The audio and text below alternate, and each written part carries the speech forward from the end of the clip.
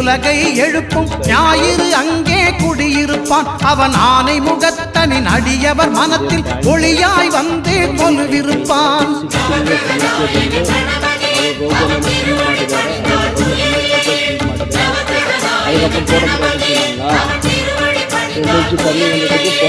ஒன்பது கோளும் ஒன்றாய் காண அங்கு கற்பகம் என்னும் கடவுளின் மெய்யில்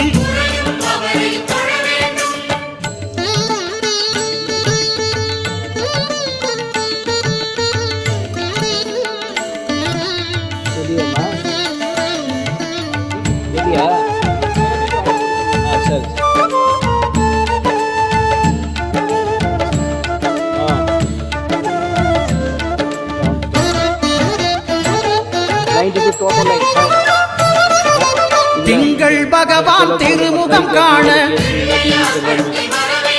அங்கு கற்பக பெருமான் தொப்புள் குழியில். திங்கள் பகவான் திருமுகம் காண அங்கு கற்பக பெருமான்